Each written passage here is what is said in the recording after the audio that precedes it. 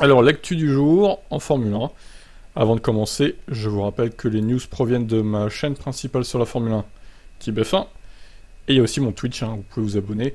On parle de F1 sur ces deux chaînes de façon constante et régulière. Les liens sont dans la description. Bon visionnage. Ciao. Pat Simons prédit une convergence des performances en Formule 1 grâce au plafond budgétaire et aux restrictions aéro. Si on revient en 2017, quand Ross Brown et moi nous sommes arrivés pour voir comment devait être l'avenir, tant sur le plan technique que sportif, une des ambitions que nous avions n'était pas seulement que les voitures puissent se suivre, mais aussi de rapprocher le peloton. En 2022, c'était pas trop le but. Enfin, ça s'est pas produit comme il le voulait en tout cas. On s'est fixé un objectif rationnel, car il y avait depuis plusieurs années 3% d'écart entre l'avant et l'arrière de la grille. Et nous voulions réduire cela de moitié. Il faut un objectif. On ne l'a pas encore fait, mais on s'en rapproche. Chaque équipe est limitée en recherche aérodynamique, mais celles de derrière peuvent en faire plus que celles de devant. C'est une des choses qui réduit les écarts. Et le plafond budgétaire est la chose principale. Ça, c'est pas mal, que les premiers puissent faire moins de recherche aéro que les derniers. C'est une bonne chose, je trouve. Les équipes à l'avant dépensaient une fortune pour chaque petit détail et elles ne peuvent plus le faire. On l'a vu cette année que Haas était compétitive et que le peloton était serré. Donnez encore un peu de temps et ce sera de plus en plus comme ça. Simons pense que les écuries ayant choisi de privilégier la performance moteur au détriment de la fiabilité pourront en tirer un avantage, malgré le fait que les modifs sur les blocs propulseurs soient très limités. En effet, leur développement est gelé jusqu'à la fin 2025, et les motoristes ne peuvent demander des exceptions qu'en cas de problème de fiabilité. Selon lui, ça permettra notamment à Ferrari et Renault de perfectionner leur V6 hybride pendant les 3 années à venir, ce que Mercedes ou Honda ne peuvent plus faire. C'est intéressant car un des changements de cette année qui est passé sous le radar est que nous avons gelé les moteurs jusqu'en 2025. Et la raison à cela, c'est qu'il y a de nouveaux moteurs en 2026. Et que nous ne voulions pas qu'il y ait un travail parallèle car c'est très cher. Donc la décision a été de geler les moteurs, surtout en fin d'année dernière, avec quelques pièces qui pourraient évoluer cette année. Avec le moteur gelé, la règle autorise à régler les problèmes de fiabilité. C'est ce qu'a fait Ferrari, je les admire pour ça, c'est de pousser à la limite, ils sont allés bien plus loin en la matière de développement, tout en sachant qu'ils auraient des problèmes de fiabilité qu'ils pourraient régler. Et ils pourront profiter des fruits de leur labeur en 2023, 2024 et 2025.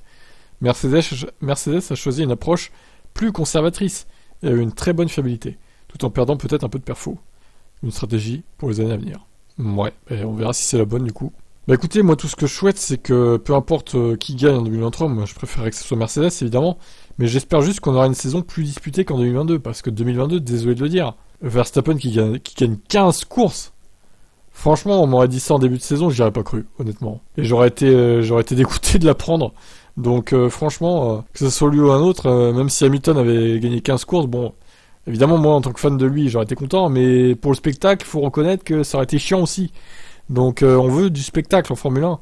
On veut des vainqueurs différents. Et pas qu'une équipe, un pilote domine. Ça devrait plus arriver. Surtout avec la nouvelle réglementation. J'espère qu'en 2023, ça n'arrivera pas. Je vous laisse commenter. Oh là là, mais on parle encore d'Abu Dhabi 2021, putain, mais c'est incroyable, Ces journalistes aussi qui posent la question à Verstappen, forcément... L'année a été folle de manière générale. Revenir sur ce circuit a fait remonter les souvenirs du week-end de l'année dernière, ce qui avait été stressant. Je regardais la course une fois de retour chez moi. J'en avais la chair de poule, j'étais nerveux, très nerveux. Ce dernier tour était le plus important de ma vie. Le pire est venu au moment de passer la ligne. Pour commencer le tour au milieu de la ligne droite, j'ai eu une crampe au mollet, j'ai essayé de rester à fond, mais je n'arrivais plus à contrôler. Il fallait pourtant dépasser Hamilton. Je dois y aller, je l'ai fait. Personne ne s'y attendait, ni mon père, ni Christian Horner. Je prenais la tête, mais je devais gérer ces longues lignes droites avec toutes ces douleurs dans ma jambe. Vous devez faire face à ce genre de choses lorsque vous battez pour le championnat, c'est vraiment douloureux. Et au moment de passer la ligne d'arrivée, c'était la plus grande émotion de ma vie.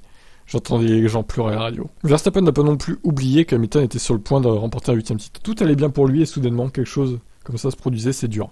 À l'époque, je me disais, il a remporté 7 championnats, dont un au dernier virage en 2008. J'espérais donc qu'il pourrait comprendre la différence au niveau des émotions.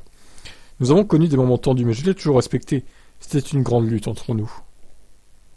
Ouais, toujours respecté, bon... Voilà, moyen. On l'a vu au Brésil 2022 d'ailleurs. Bref, j'espère qu'il y aura une revanche en 2023, parce que malheureusement en 2022, vu la daube de chez Mercedes, c'était compliqué de jouer le titre, on va pas se mentir. Donc on espère qu'en 2023, Mercedes va rebondir. Enfin, pas en piste du coup. Pas de rebond la W14 s'il vous plaît. Et qu'il pourra se venger de cet affront, Lewis. Allez, ciao. Alors, les trouvailles aérodynamiques d'Aston Martin et Mercedes ont été recalées pour 2023. Elles ne seront plus acceptées, apparemment. Bon, ça, c'est un coup dur. Donc la plaque d'extrémité radicale de Mercedes a fait son apparition à Miami et présentait un design unique sur le point d'intersection entre les volets et la plaque d'extrémité. Sur la section extérieure, les extrémités des volets étaient poussées vers l'avant de manière très agressive, de sorte que l'arrière de la plaque d'extrémité était complètement détaché. L'équipe allemande essayait ainsi de récupérer une partie du phénomène outwash, le dégagement de l'air vers l'extérieur ayant été réduit par le nouveau règlement. Aston Martin s'est lui retrouvé sous le feu des projecteurs du Grand Prix de Hongrie en présentant un aileron arrière qui semblait aller à l'encontre de l'une des principales intentions de 2022.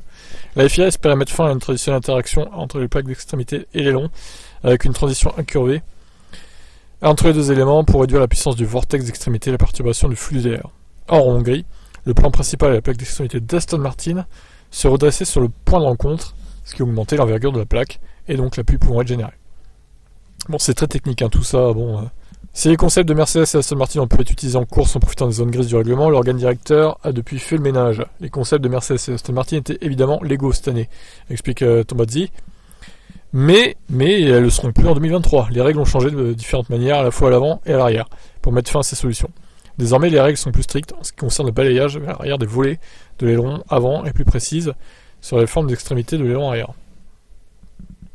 Interrogé par Motorsport, Tom McCullough, directeur de la performance d'Aston Martin, reste fier du fait que l'équipe britannique a pu développer une solution audacieuse, dans un règlement restrictif.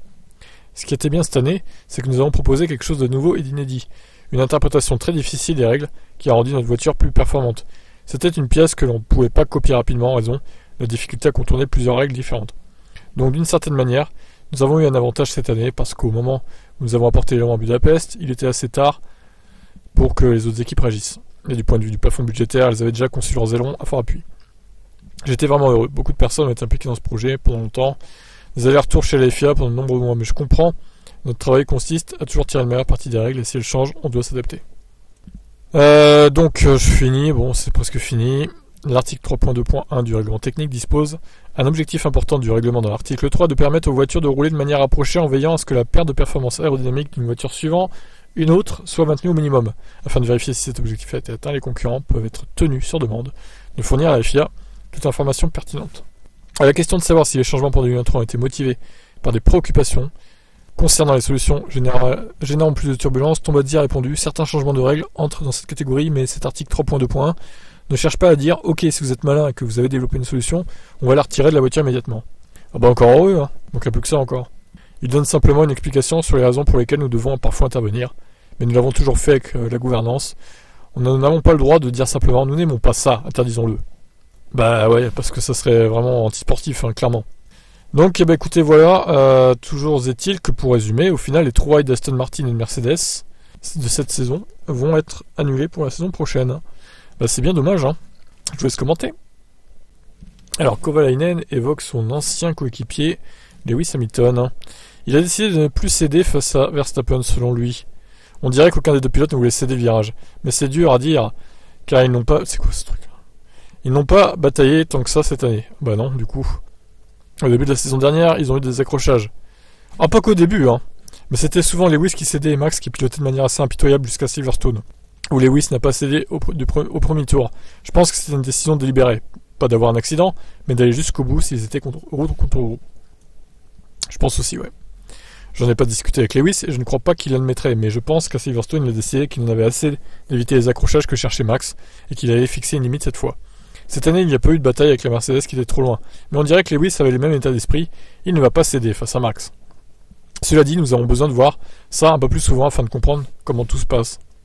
D'après Kovalainen, l'attitude de Verstappen vis-à-vis d'Hamilton illustre la menace que représente le 7e champion du monde pour le jeune prodige. Je ne peux pas m'empêcher de penser que Max ne voit pas Charles Leclerc comme une aussi grande menace que Lewis. Mercedes est en train de remettre sa voiture à niveau, et Lewis est de retour dans la bataille.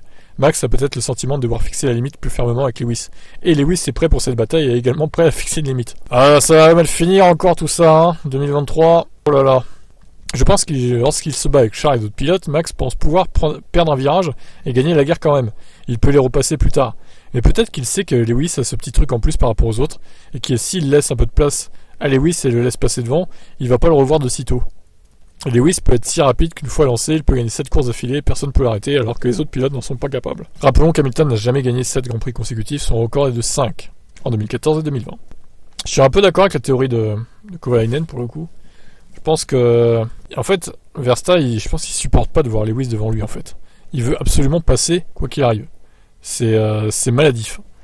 Et bon, je pense que Hamilton, pareil, hein, il supporte pas de se battre avec lui, donc il va fermer la porte le maximum qu'il puisse le faire, donc sans se prendre de pénal. Ce qu'il a fait au Brésil d'ailleurs. Voilà, une belle amitié entre ces deux pilotes en tout cas. Vous en pensez quoi? Ciao. Mercedes ne sait pas tout sur sa W13 de 2022. La monoplace a encore des secrets pour l'équipe. Je pense pas qu'on puisse vraiment affirmer aujourd'hui, ou même pendant l'hiver, qu'on sait toute cette voiture. Il y a eu des hauts et des bas, c'est vrai. C'est ce que je voulais dire en disant que cette voiture a des éléments que nous pensons comprendre et d'autres qui ne sont pas encore totalement expliqués. Mais si vous regardez la direction à suivre, les écarts avec l'avant, en particulier sur le rythme de course, on a fait d'énormes progrès et vous ne faites cela qu'en comprenant où sont vos problèmes, en travaillant dessus et en travaillant comme une équipe. Nous sommes maintenant confiants d'avoir les outils, nos outils de soufflerie, nos outils de développement, nos outils de performance ici dans l'organisation pour produire plus de performances que nos concurrents. Ça nous permet de progresser davantage par rapport à eux. Il y a encore un vide et Abu Dhabi l'a montré, il faut le rattraper pendant l'hiver, et je pense que nous avons un très bon processus et système en place pour le faire. Le développement que nous avons vu tout au long de la saison va continuer pendant l'hiver, et je pense que nous serons dans une très forte position l'année prochaine. Et ben c'est ce qu'on souhaite évidemment. Il révèle que Mercedes a énormément progressé grâce à ses difficultés. Donc je l'ai pas précisé, mais c'est James Walls qui parle. Nous sommes une équipe habituée au succès, habituée à gagner, habituée à être à l'avant, et nous n'étions pas cette saison. Ça a vraiment changé l'organisation pour le positif. Nous sommes bien meilleurs grâce à ça, et ce sont les personnages qui se sont construits, et nous nous sommes construits grâce à ça. Ça a été un défi énorme, il n'y a aucun doute là-dessus. Nous n'étions pas dans une position dans laquelle nous avions l'habitude d'être, et vous devez vous assurer que vous vous adaptez et progressez.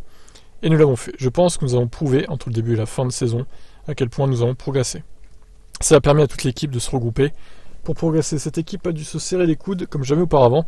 Il est très facile dans ces circonstances, dans ces moments difficiles de se séparer, et nous ne l'avons pas fait. Les pilotes se sont serrés les coudes, et je suis sûr que nous avons le meilleur groupe de pilotes sur la grille. Nous avons deux pilotes incroyables qui se poussent l'un à l'autre, mais qui travaillent en équipe pour améliorer la voiture. Nous avons une équipe à Brixworth et Brackley, ainsi que sur le circuit, qui travaillent ensemble avec un seul objectif, qui n'est pas nécessairement de gagner, il s'agit de s'assurer que nous comprenons le package que nous avons. Ah si, il faut gagner, désolé, à un moment donné, assez perdu de temps en 2022 là. Mercedes se doit de gagner des courses, régulièrement, et pas toutes les 20 courses quoi, grosso modo. Bref, toujours est-il que c'est un peu les mêmes discours hein, chez Mercedes, on est confiant, on va travailler cet hiver, on est confiant pour 2023, mais bon, rien n'est sûr, cependant, attendons de voir, je vous laisse commenter. Bon, les journaux italiens qui sont en train de dire que Mattia Binotto va bientôt démissionner. Bon, attention évidemment, à prendre avec des grosses pincettes. Hein. Il pourrait annoncer sa démission de chez Ferrari dans les prochaines heures, selon des rumeurs venant d'Italie. La Corriere della Sera puis la Gazzetta dello Sport ont révélé que le Suisse serait en train de négocier son départ. Il ne serait plus en dehors de santé auprès de John Elkann, président de Ferrari, et tracerait actuellement les contours de son départ auprès de l'équipe, avant une officialisation qui pourrait intervenir dans les heures qui viennent. Binotto paie les erreurs opérationnelles de Ferrari cette saison et le fait que l'équipe ait rapidement perdu les titres mondiaux, malgré un début de saison impressionnant. Frédéric Vasseur est toujours le nom le plus cité pour remplacer Binotto, le Français ayant lui-même dit récemment que les infos arriveraient prochainement à ce sujet. Pour le moment, le Français parle de la saison prochaine du point de vue d'Alfa Romeo. Je m'étouffe devant cette rumeur. Bon. En tout cas, les rumeurs s'intensifient, donc si c'est faux, ils vont passer pour des clowns les journaux italiens. Bon, je pense vraiment que Mattia Binotto, ça sent la fin, là. Pour lui, il y a trop de choses qui vont dans ce sens-là pour que ça soit fou, en fait. Donc, bah, Mattia, merci pour tout, hein. C'est pas officiel, mais ça ne saurait tarder, visiblement. Vous en pensez quoi, vous? Crédible ou pas, la rumeur? Ciao. Zach Brown, il suffit d'une course pour relancer Ricciardo en Formule 1. Daniel est bien placé avec 4 baquets directement accessibles. Il est arrivé chez nous 7 fois vainqueur de Grand Prix, il repart 8 fois vainqueur. Sur le papier, ça semble pas si mal. On n'est pas encore au niveau de Red Bull, Mercedes ou Ferrari, mais ces 2 années ont prouvé qu'il doit se reconstruire. Sa réputation n'a pas souffert selon moi. Je pense qu'il suffit d'une course pour tout relancer, une seule opportunité. Ça a déjà été fait récemment, regardez Hülkenberg. Je pense pas que nous le reverrons sur la grille. C'est pas un manque de respect pour Nico. Enfin, il pensait pas qu'il le reverrait sur la grille à Hülkenberg, du coup oui, par Ricciardo, hein. Mais il était absent depuis un moment. Bah, j'avoue, moi non plus, je pensais pas qu'il reviendrait, honnêtement, c'est une surprise. Hein. Avec ses piges chez Aston Martin, il a de nouveau séduit, au moins un patron, Steiner. Et ce même patron a redonné sa chance à Kevin Magnussen avec succès. Si Daniel a le même type d'opportunité chez Red Bull, qui a 2 équipes en plus, je n'exclurais certainement pas son retour en Formule 1. Difficile de dire qui créera la meilleure opportunité de revenir sur la grille, mais Daniel est bien placé avec 4 baquets directement accessibles. Alors, oui et non, parce qu'il n'y a pas 4 baquets disponibles chez la Red Bull et AlphaTauri. Hein. Verstappen, il est intouchable. Bon, Perez, à moins qu'il y ait un clash avec Verstappen, l'année prochaine, il est intouchable aussi. Bon, Tsunoda, effectivement, lui, il peut potentiellement être menacé. De Vries, bon, ils vont lui laisser le temps de se développer, ils vont pas recruter pour le jeter au bout d'un an. Pour moi, il y a vraiment qu'un baquet qui est menacé, c'est celui de Tsunoda. Le reste, c'est verrouillé. Potentiellement Perez, si vraiment ça se passe mal en 2023. On verra ça. Vous en pensez quoi de sa déclaration? Ciao. Et Red Bull qui croit en un rôle de manager pour Vettel en Formule 1. Alors, pourquoi pas remplacer Helmut Marko chez Red Bull? La porte de Red Bull est ouverte pour accueillir Vettel au cas où le quadruple champion du monde voit intégrer la F1 en rôle de manager. L'écurie vient de recruter donc Ricciardo pour un rôle de réserviste. Cependant, Vettel n'est peut-être plus intéressé par la course, mais par un rôle dans la gestion d'une équipe de F1. On a 2 équipes, nous sommes donc ouverts à ça, déclare Marko, lorsqu'il a été informé que l'Allemand, qui a remporté ses 4 titres, n'avait pas exclu de revenir dans un tel rôle. Sa vie serait définitivement différente de celle qu'il a eue en tant que pilote. Il viendrait travailler plus tôt, partirait plus tard et ne recevrait qu'une toute petite partie du salaire d'un pilote. Donc en gros, ce sera encore pire, quoi. Pour sa part, Vettel dit qu'il profitera au moins d'une pause d'1 an. Au-delà de ça, cependant, il est ouvert à un rôle de gestion dans une équipe. Oui, comme j'ai dit, c'est une possibilité. J'ai vu que des directeurs d'écurie ont dit du bien de moi, surtout chez Red Bull. Je vais prendre une pause, mais j'aurai déjà le rythme. J'ai l'habitude de me lever tôt avec les enfants. Quand j'étais en Formule 3, un certain Marco adorait me réveiller à 7h du matin au téléphone. Oh là là. Mais oui, je sais très bien que les pilotes doivent consacrer consciemment du temps au repos, alors que les dirigeants des équipes sont constamment au travail ou presque. Ça fait forcément réfléchir, voyons dans quelques mois. Ouais, et au final, bon, faut vraiment être motivé pour faire ce boulot-là. Hein. Je suis pas sûr que ce rôle lui convienne, parce que bon, avec ses enfants à s'occuper, bon... Je sais pas, à lui de voir après, hein. Je vous laisse commenter. Alors, Ricciardo explique son nouveau rôle de pilote de réserve, 3e pilote donc, chez Red Bull. Pour que les choses soient bien claires, je ne serai toujours pas sur la grille l'année prochaine.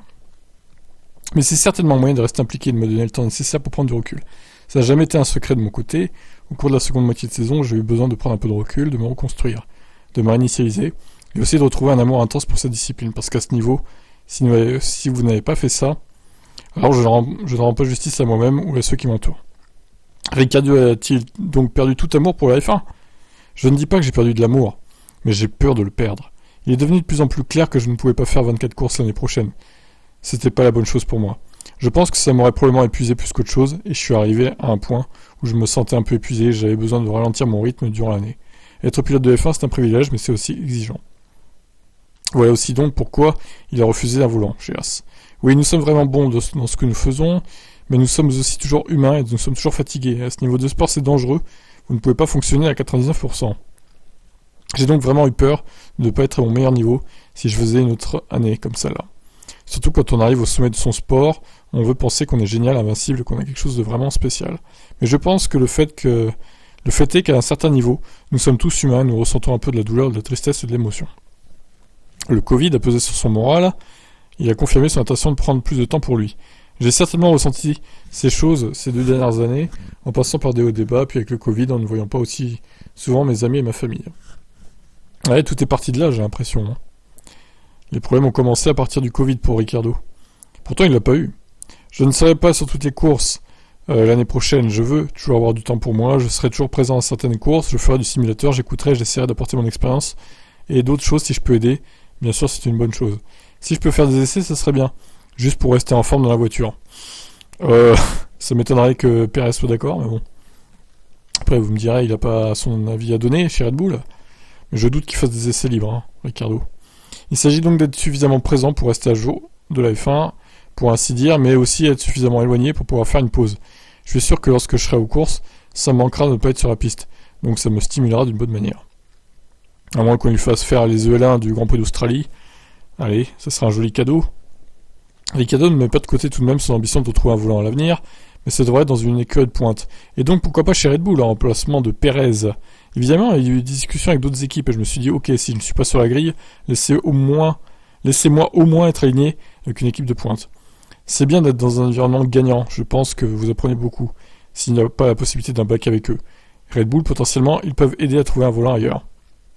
De plus, être lié à une équipe de pointe, un peu comme De Vries l'était avec Mercedes, c'est vous vivez avec une équipe de pointe. J'ai l'impression que vous êtes en quelque sorte plus reconnu et moins oublié. Ouais. Bon, voilà. Hein. Est-ce qu'il retrouvera un volant un jour ? Franchement, alors, à la limite, si il fait un remplacement au pied levé la saison prochaine et qu'il fait une grosse perf, que ce soit chez Red Bull ou ailleurs d'ailleurs, peut-être que ça pourrait l'aider à retrouver un bac ailleurs.